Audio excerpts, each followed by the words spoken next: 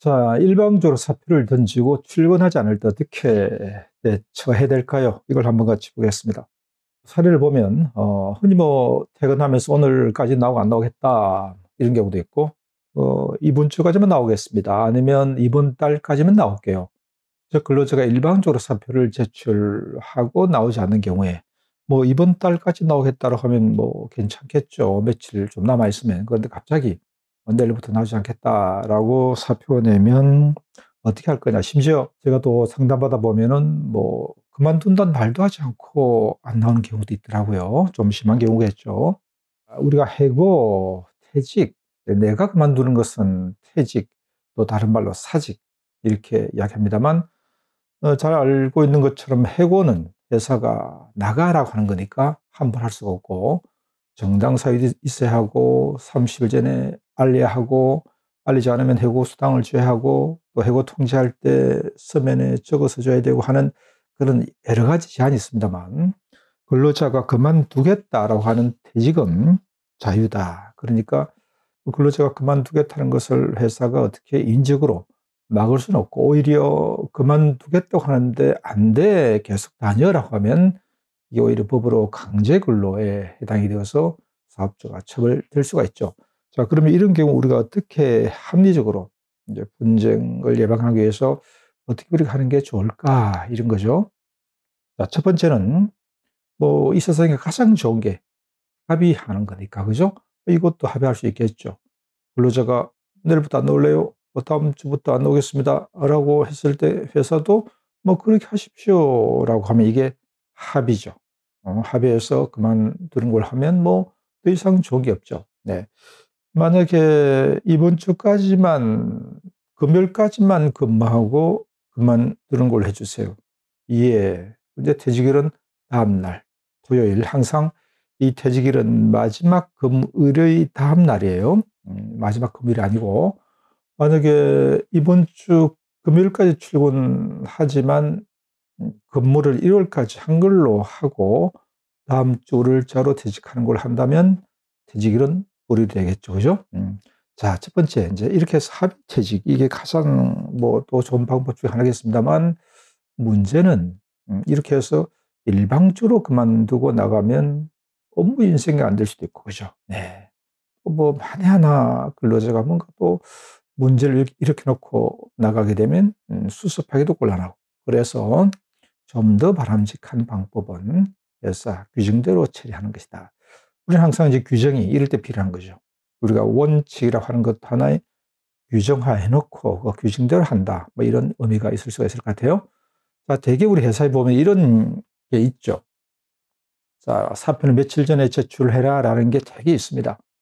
30일 전에, 어떤 회사는 좀 짧게 해서 14일, 15일 이렇게 된 회사도 있고, 만약에 지금 뭐 예시에서 보여주고 있는 것처럼 한 달 전에 사표를 내세요라고 한다면, 지금 제가 6월 1일자로 냈다 그러면 항상 첫날은 이제 계산 안 하니까 빠지고 6월 2일자로 따져서 30일까지 출근하시고 이 말이죠. 다음 날짜로 퇴직일이 됩니다. 이런 의미가 되죠. 네.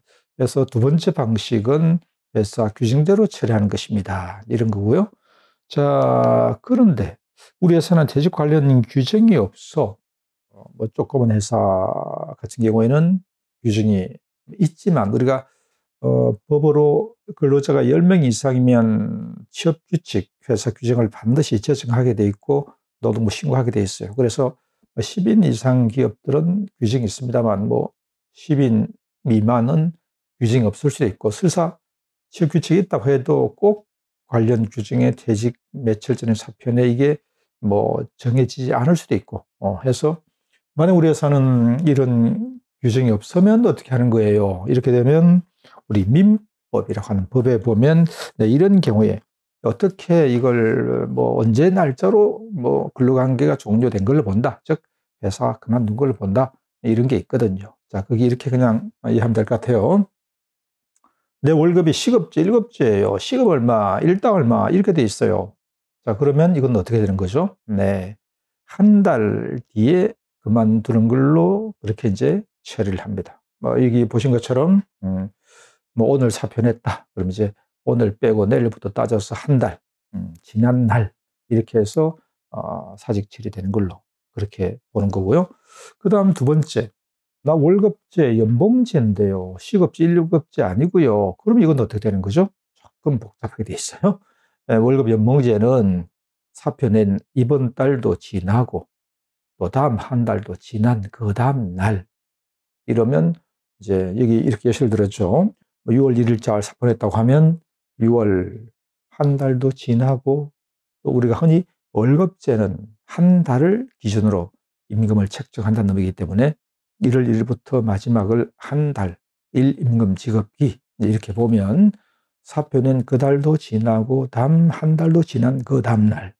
그래서 이 경우에는 8월 1일자로 이제 사표 처리가 되는 걸로 그렇게 보시면 되겠죠. 조금 복잡하게 돼 있다, 그죠? 자, 결론적으로 우리는 자, 이런 경우 결국 우리가 법적인 다툼을 예방하려고 하는 거잖아요. 그래서 일방적 사표를 요구했을 때 어떻게 수로 하는 게 좋을까 이제 정리를 해보면 자, 회사 규정, 퇴직 관련 규정을 두는 게 좋고요. 네. 없다면 그런 규정을 두십시오. 사표는 며칠 전에 내십시오라고 하는 규정을 두는 게 좋고요. 그래서 규정에 따라서 처리해 주는 것, 뭐 가장 합리적인 처리 방법이 되지 않겠습니까? 근데 만약에 뭐 꼭 규정대로 안 해도 되니까 근로자가 원하는 날로 해 줄 수 있으면 해 주는 것도 좋고, 그리고 우리 근로자들도 자, 뭐 일방적으로 회사를 그만두고 나가는 것은 좀 그렇지 않겠습니까? 적어도 우리가 그동안 일했던 업무 인수인계는 해 주고 회사를 그만두는 게 미리 알려주고 말이죠. 이게 우리가 바람직한 모습이잖아요. 그렇게 우리가 하도록 노력하는 것도 좋은 거겠죠. 네, 참고하시기 바랍니다.